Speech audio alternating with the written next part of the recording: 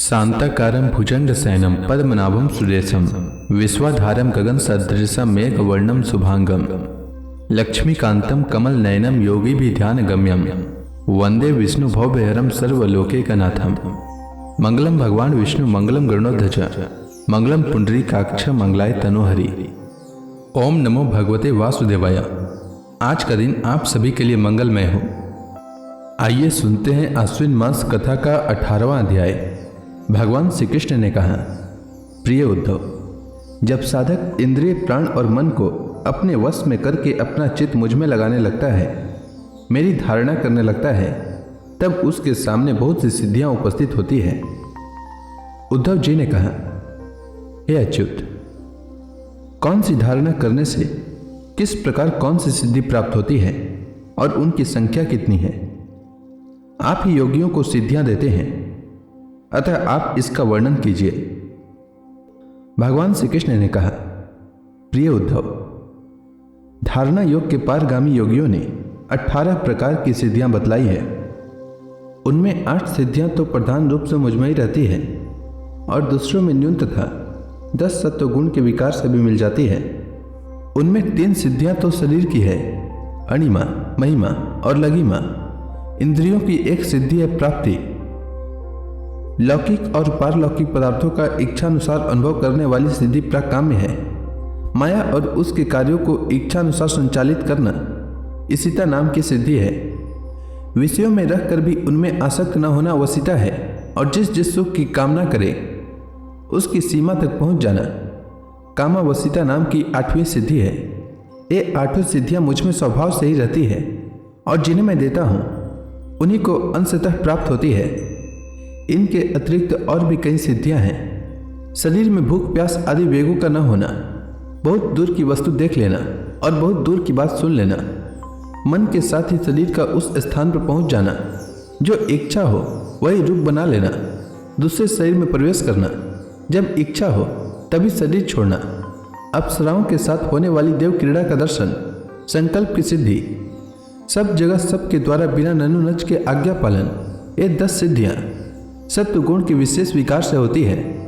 भूत भविष्य और वर्तमान की बात जान लेना, शीत उष्ण, सुख दुख और राग द्वेष आदि द्वंद्वों के वश में न होना, दूसरे के मन आदि की बात जान लेना, अग्नि सूर्य जल विष आदि की शक्तियों को स्तंभित कर देना और किसी से भी पराजित न होना, ये 5 सिद्धियां भी योगियों को प्राप्त होती है।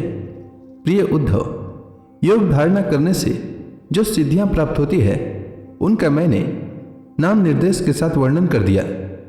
अब किस धारणा से कौन सी सिद्धि कैसे प्राप्त होती है यह बतलाता हूं, सुनो।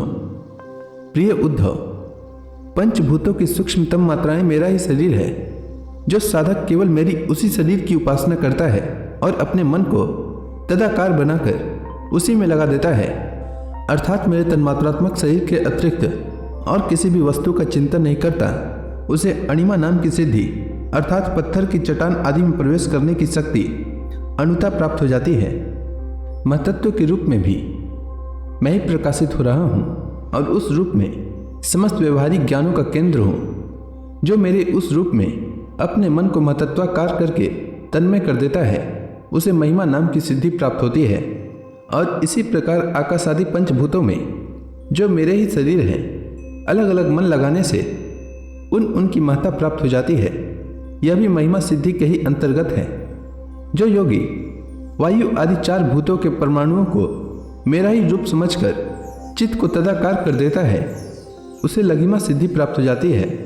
उसे परमाणु रूप काल के समान सूक्ष्म वस्तु बनने का सामर्थ्य प्राप्त हो जाता है। जो सात्विक अहंकार को मेरा स्वरूप समझकर मेरे उसी रूप में चित्त की धारणा करता है, वह समस्त इंद्रियों का अधिष्ठाता हो जाता है। मेरा चिंतन करने वाला भक्त इस प्रकार प्राप्ति नाम की सिद्धि प्राप्त कर लेता है। जो पुरुष मुझ महतत्वाभिमानी सूत्रात्मा में अपना चित्त स्थिर करता है उसे मुझ अव्यक्त जन्मा की प्राकाम्य नाम की सिद्धि प्राप्त होती है, जिससे इच्छानुसार सभी भोग प्राप्त हो जाते हैं।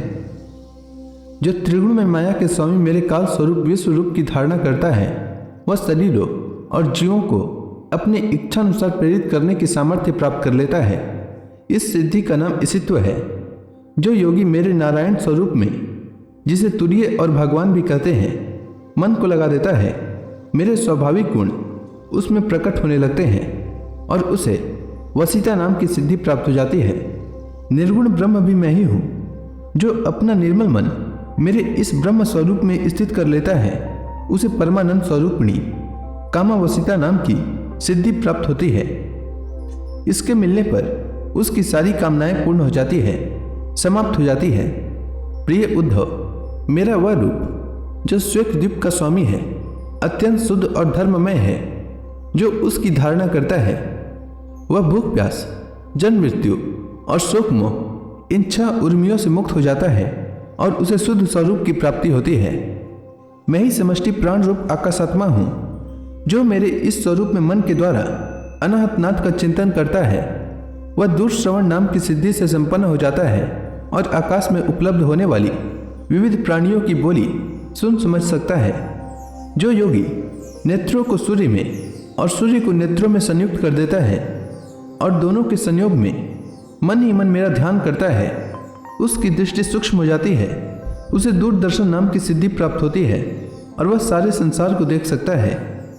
मन और शरीर को प्राणवायु के सहित मेरे साथ संयुक्त कर दे और मेरी धारणा करे तो इससे मनोजव नाम की सिद्धि प्राप्त हो जाती है।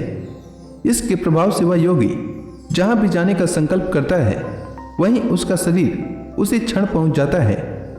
जिस समय योगी मन को उपादान कारण बनाकर किसी देवता आदि का रूप धारण करना चाहता है, तो वह अपने मन के अनुकूल वैसा ही रूप धारण कर लेता है। इसका कारण यह है कि उसने अपने चित्त को मेरे साथ जोड़ दिया है। जो योगी दूसरे शरीर में प्रवेश करना चाहे, वह ऐसी भावना करे कि मैं उसी शरीर में हूँ। ऐसा करने से उसका प्राण वायु रूप धारण कर लेता है और वह एक फूल से दूसरे फूल पर जाने वाले भौरे के समान अपना शरीर छोड़कर दूसरे शरीर में प्रवेश कर जाता है। योगी को यदि शरीर का परित्याग करना हो तो एड़ी से गुदा द्वार को दबाकर प्राण वायु को क्रमशः हृदय, वक्षस्थल, कंठ और मस्तक में ले जाए, फिर ब्रह्मरंध्र के द्वारा उसे ब्रह्म में लीन करके शरीर का परित्याग कर दे। यदि उसे देवताओं के विहार स्थलों में क्रीड़ा करने की इच्छा हो तो मेरे शुद्ध सत्वमय स्वरूप की भावना करे। ऐसा करने से सत्व रूप की अंश स्वरूपा सुसुंदरियां विमान पर चढ़कर उसके पास पहुंच जाती है। जिस पुरुष ने मेरे सत्य संकल्प स्वरूप में अपना चित्त स्थिर कर दिया है, उसी के ध्यान में संलग्न है। वह अपने मन से जिस समय जैसा संकल्प करता है, उसी समय उसका वह संकल्प सिद्ध हो जाता है। मैं इसित्व और वसित्व इन दोनों सिद्धियों का स्वामी हूँ, इसलिए कभी कोई मेरी आज्ञा टाल नहीं सकता। जो मेरे इस रूप का चिंतन करके उसी भाव से युक्त हो जाता है, मेरे समान उसकी आज्ञा को भी कोई टाल नहीं सकता। जिस योगी का चित्त मेरी धारणा करते करते मेरी भक्ति के प्रभाव से शुद्ध हो गया है, उसकी बुद्धि जन्म मृत्यु आदि अदृष्ट विषयों को भी जान लेती है।